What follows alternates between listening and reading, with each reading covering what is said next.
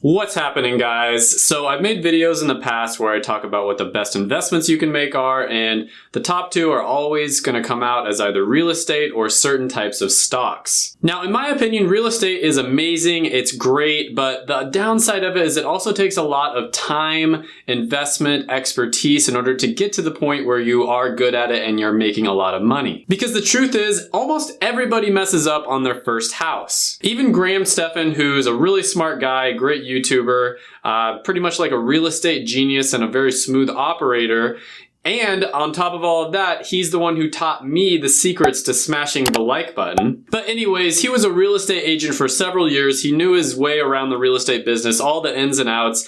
And even he ended up losing tens of thousands of dollars. And that cost me a little bit over a year's worth of rent on his very first tenant when he bought his very first house. And this shows that it's almost impossible to get everything right on your very first try, and that's why 70% of millennials regret buying a house. So in this video, I'm going to be exclusively focusing on investing in stocks, and I'm going to break it down into three categories. The easiest way to invest in stocks, the funnest way to invest in stocks, and finally, the most profitable way to invest in stocks. And as always, I'm going to over-deliver, and I'm going to show you how you can choose which type of investing is going to be best. Okay, so starting off first, the easiest way to invest by far is to smash the like button. Smash against Spartan shields. No, but seriously, I really would appreciate it, so thank you very much if you do that. It helps a lot with the algorithm. So the easiest way to invest in stocks, in my opinion, in 2020 is to basically invest in one of these apps like Robinhood, M1 Finance, Acorns, something along those lines. Webull is another really good one. These are all the new generation of investing apps, and what they basically do is they make investing unbelievably easy. Like, they could not make it any more simple. Take Acorns, for example, where it just simply attaches to your debit card, takes a tiny little bit out of each purchase, so maybe it'll take 2 cents here, 30 cents there, and it automatically invests it for you. So it basically just invests your spare change. So if you spend $2.89 on something, it'll invest the rest of the 11 cents to make it an even $3. It also does all the work diversifying your portfolios for you. You just choose a few things that you personally want to go for, and then bam, it takes like 10 minutes to set up. I've personally been using it and it's been really nice. And if you're a teenager, you're under the age of 18 watching this video, you can open up what's known as a custodial account on a lot of these different apps where it's technically under your parents' name, but you get to use it. And so therefore you're investing, you're still earning money, even though you're a minor. Now, I personally think that is ridiculously awesome. And every parent, if you're a parent watching this video, you should be doing this and teaching your kids at the youngest age possible to start investing. Now, Acorns is probably the easiest on the list just because it automatically invests for you. It's totally foolproof, but all of the other apps on the list might take an extra 5 or 10 minutes to set up at most, and then you can just automate everything as well. And there's also this new thing called robo-investors or robo-advisors like Betterment or Wealthfront. And basically what that is it's an algorithm-driven robot that replaces your financial planner, and it needs little to no human supervision. This basically replaces hedge fund managers or financial advisors at a fraction of the price. Now, second on this list, we're going to go over the funnest way to invest. And I personally believe that the funnest way is by researching and investing in individual stocks that you believe in. And I think a really obvious example of this right now is Tesla. I mean, everybody's going nuts about Tesla, and can you really blame them? Elon Musk is an incredible leader, they're making amazing products, and they're changing the world. There are channels on YouTube that are popping up right now that exclusively talk about Tesla, and they're getting like 100,000 views for every single video. And I do think this is the funnest way to invest, but let's be honest, it's a little bit like gambling. When you invest in a company, what you're basically saying is that you think that company is undervalued, and soon the company's value, aka their stock, is going to go up. And it's really fun reading about the news in the stock and trying to anticipate how different events that are happening in the world are going to affect the prices of a stock. And one example of this is how Tesla stock dropped 9% one day after Elon Musk had a little bit too much fun on the Joe Rogan podcast. There's also an obvious element of competition here. It kind of seems like you're competing against everybody else and you're trying to like outsmart the market and outsmart other people that are investing as well. And obviously you wouldn't want to just put all of your money in one stock. You need to diversify it throughout at least like 5, 10, probably even more than that to be even a little bit safe. And you don't want to put all of your stocks in like the technology market or medical or anything like that. You want to diversify them throughout different industries and maybe even different countries as well. And in my opinion, the best type of stock picking is going to be dividend investing. And that's basically where companies, as a little thank you every month or 3 months, will pay you a little bit of money. Usually it's not too much, but it's a significant amount. It's nice, just as a way to say, hey, thank you for investing in our company. We really appreciate your loyalty. Thank you. And I think the best way to start doing this would be to start either a Robinhood account or a Webull account. You'd want to put a little bit of money into it and then just start doing research and investing just a little bit of money, because chances are when you first start, you're not going to do too well. So don't, risk too much. But there's no fees for buying or selling stocks, so this is great for a beginner. And if you don't want to risk any money or you don't want to have any skin in the game, you can also just use an investing simulator where it simulates the real market and you invest fake money basically and see how you would have done if that money were real. This way you can learn all the beginner stuff and get all that stuff out of the way and make all your mistakes without actually having to lose any money in the process. Now, the last one, number 3, is investing purely for profit. This is the one where you're going to try to invest to get the maximum amount of return, the most gains that you can possible. It may not be the funnest way possible. It may not be the easiest way possible, although I think this is also pretty easy if you ask me, but it is going to get you the best returns. And again, I'm not talking real estate, starting your own business, investing in yourself, or anything like that. That's a completely different subject. I'm sticking purely to stocks here. And in my opinion, the very best one is going to be a low-cost, diversified index fund. And then on top of that, you want to hold long-term, at least until you plan on retiring. Now, I've talked about this on other videos, but I'll quickly go over it real quick because there's so many channels on YouTube that try to get you to do penny stocks or like all these horrible investments that are going to end up losing you a ton of money. And so I'm just going to quickly go over this one. Have you heard of a guy named Warren Buffett? Okay, so Warren Buffett is probably the most successful trader, the most successful investor of all time. And what he recommends you do is to invest in low-cost index funds. He's stated this publicly many times. He's put this in his letters to shareholders of his company. And he even put his money where his mouth was in 2008 when he made a multi-million-dollar bet to any hedge fund manager out there that they couldn't beat a simple S&P 500 index fund over a 10-year period. A bunch of hedge fund managers took him up on the bet, and guess what? Of course, he won. And let's keep in mind, these hedge fund managers are some of the smartest, hardest working.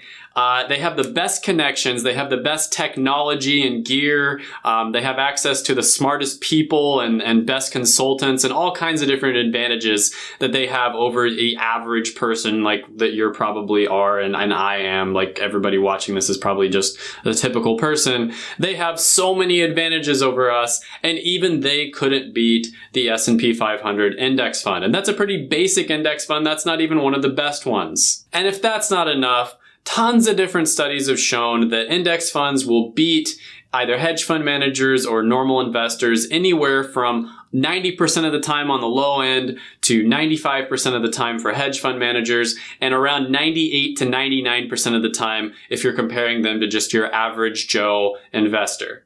And this is because it's so hard to beat the market. And what index funds basically are is just the market as a whole. If you look back over the decades, the S&P 500 and the market as a whole has gone up around 10% every single year since 1926. And so if you just simply diversify your money throughout the entire stock market like index funds do, chances are you're going to get a very nice return, usually somewhere between 7 and 12%, depending on if you count inflation and depending on several other factors. So it's pretty clear who the winner is here. It's definitely index funds, and there's been a couple that I've heard about that come close to the success that index funds have. For instance, the blog Seeking Alpha basically published a little study that they did where they compared index funds to dividend aristocrat funds, which is basically where they took a bunch of really good dividend funds and they compared them and how much you make over the years overall versus index funds. And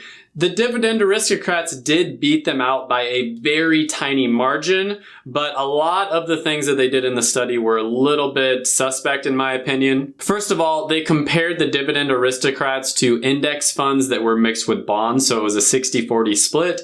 You don't get as good of return on bonds, of course, as you do on index funds, and so that's not really fair to compare them, and then they didn't do the same thing with the dividends. And then another thing is the dividend aristocrats were selected based on past performance.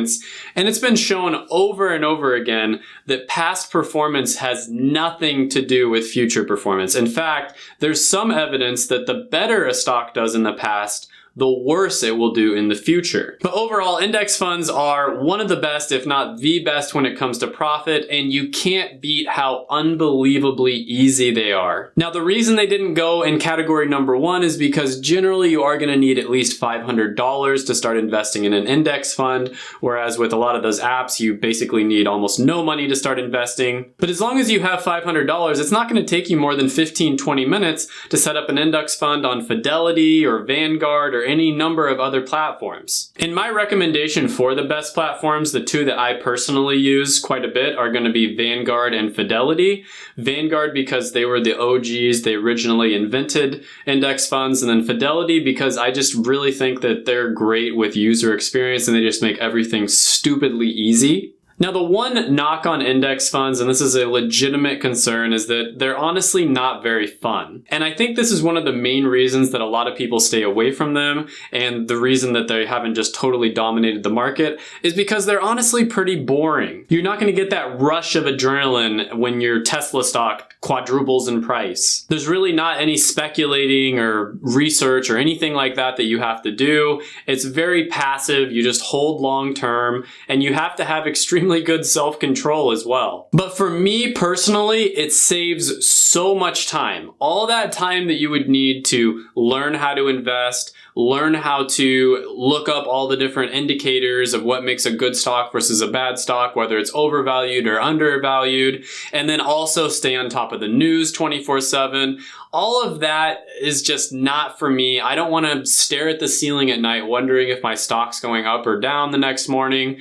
I just don't like that at all. For me personally, I like to be able to automate everything, put my money in an index fund, and then just watch it grow every single month, and then take all that extra time that I'm saving, not looking up things, not spending all that time becoming an expert investor, and then just go have fun in real life instead. So for me, index fund is the most fun type of investing because I don't have to pay attention to it. Now, I can definitely see why someone would want to go into the dividend investing category because it's pretty close to index fund investing. It's not quite there. I think index fund investing still beats it out overall. You're going to be spending a lot more time doing research and you probably aren't going to get as good of a return, but it is going to help you kind of keep your thumb on the pulse of what is happening in the market. And if you're planning on going into the finance industry, for instance, or maybe you're planning on opening a business, being an entrepreneur, something like that, it can be very useful for you to keep your thumb on the pulse of that because it might open doors for you that you otherwise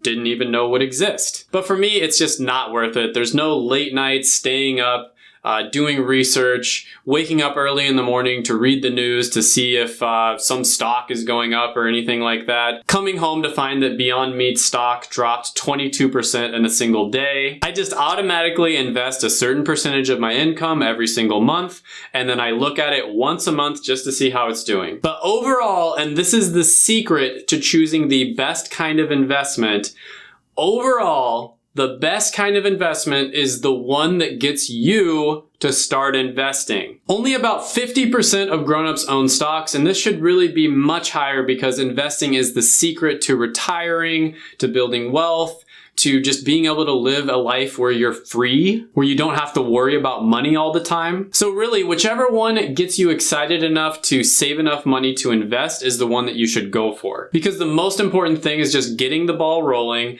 and starting earlier than later is much better, and I'm going to show you exactly why. Because Because of the power of compound interest, investing $250 a month until you're 70, starting at the age of 25 versus starting at the age of 35, means there's going to be over a $450,000 difference, which is over twice as much. So you know what to do. Get started right now. Pick one of these methods and start investing. But before you do that, make sure to check out my videos right here. I made them just for you. Go ahead, smash the like button, hit the subscribe button, ring the little notification bell, and then comment down below any ideas you have on the video or any feedback.